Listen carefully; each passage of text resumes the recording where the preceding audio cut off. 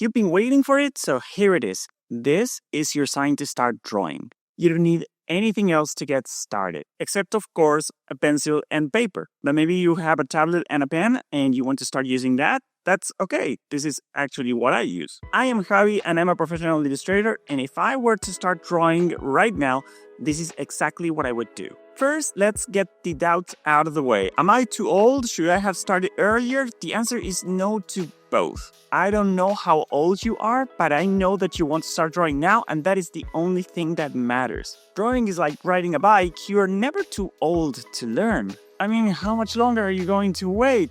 Today's the day. No one is born knowing how to ride a bike, and no one is born knowing how to draw either. It is never too late. So in this video, I want to show you how to take your first 3 steps in your drawing journey. And I also want to show you what are the 3 paths forward for when you're ready for bigger challenges. So you have a pencil and a sketchbook, or maybe not a sketchbook, you just have some loose paper. That's okay. And maybe you don't have a pencil, you have a pen. And that's okay. I actually prefer this better. But if you have any of this, let's begin. So step 1. I want you to take one thing in your house and draw it. Try to think of things that have simple shapes, nothing too complicated. Don't try to start with something like full of leaves or plant or something like that, because you're going to drive yourself crazy. But also try to find something that you find interesting. Don't try to draw your phone. This is super boring. Just make one drawing of the thing you have. Try to figure out its shape, where to put the lines. Don't try to drive yourself crazy with being super accurate. What matters is that you're doing it. And once you're done, no matter how bad it looks, I want you to draw a frame around this object that you draw. And I also want you to fill that frame. You're going to fill it with either circles or straight lines or very curvy lines, but fill the square. Why? Well, these are line exercises that most teachers will tell you to do on a separate page.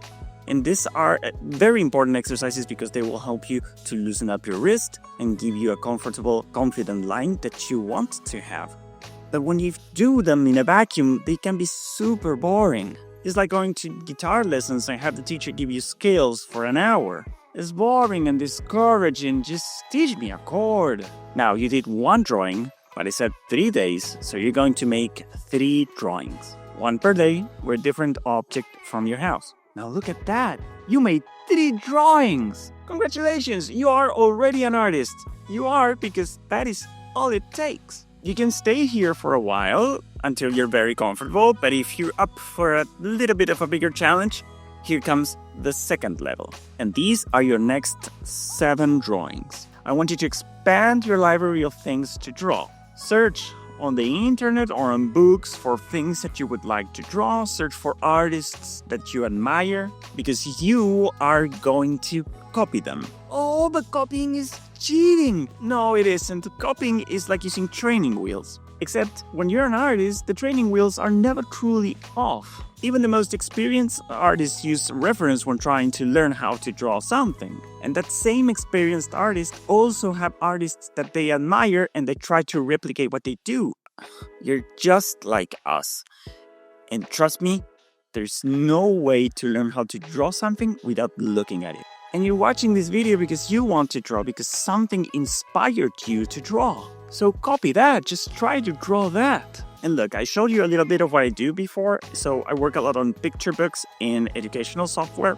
But what really made me want to draw, besides dinosaurs, were comic books. And I still remember the day that I had this comic book and realized that I could use this drawing right here so I could learn how to draw arms. So I just copied it. I was 10 years old and I still remember that moment. What I didn't know was how to copy, how to use that reference. So here is where you have to learn something new. This is about the fundamentals. Oof, such a broad concept. Depending on who you ask, the fundamentals can be like medical anatomy to 3-point perspective to shading and light, but not to me, and at this moment, not to you either. The most fundamental thing that you need to focus on is on shapes. Everything is made of shapes, and everything can usually be reduced to cubes, cylinders, spheres, and cones. That arm that I just showed you, cylinders and spheres. Now, some teachers will tell you to draw these shapes individually so you can get a good grasp on them and how to draw them. Would I recommend this too? Yes. Is it fun? Not really. It feels like doing scales again. And I don't think that knowing how to draw a cylinder from all angles is that important.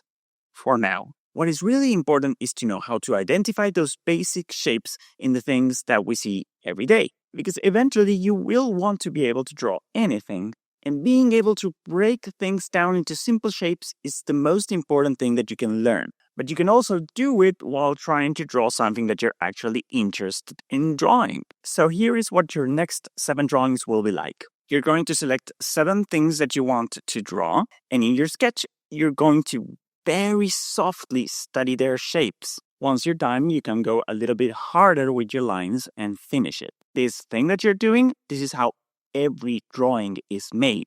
It's like going to a restaurant, looking at a plate that you liked and trying to figure out the ingredients that they used. These shapes, these are your ingredients. So after figuring out the ingredients, you can just draw on top of it and try to copy the thing that you wanted to draw and, have a little fun. I mean, we're trying to enjoy ourselves here, aren't we? And after you're done, you can also frame it a bit and do a little bit of those line exercise that I talked about before. And now you have 10 drawings. That looks like you just developed a habit. The thing that matters the most when you're starting is that you draw comfortably so you can develop a habit and then draw constantly. And remember that no one is judging you here. You have to be a little bit like a kid and just be happy that you're drawing and amazed that you drew something that you haven't drawn before. Get that right, and then you can start challenging yourself if you want to. Now, after you finish those 10 drawings, it is time to ask ourselves a very important question. What would you like to draw? And to answer that, I now present you with 3 paths. One is the academic path. The other is the stylized path. And finally, the Funsies Path. I had some trouble picking up the name for the third path, but I have an explanation for it. Just wait. So let's start with the academic path. You want to study things and try to capture them as realistically as possible. For that, I'm going to recommend 3 channels. Broco, Marco Bucci, and Cynics. All of those links to those channels are down below in the description. And all of these channels have lessons that go from beginner to more advanced things that you might want to draw later down in your path.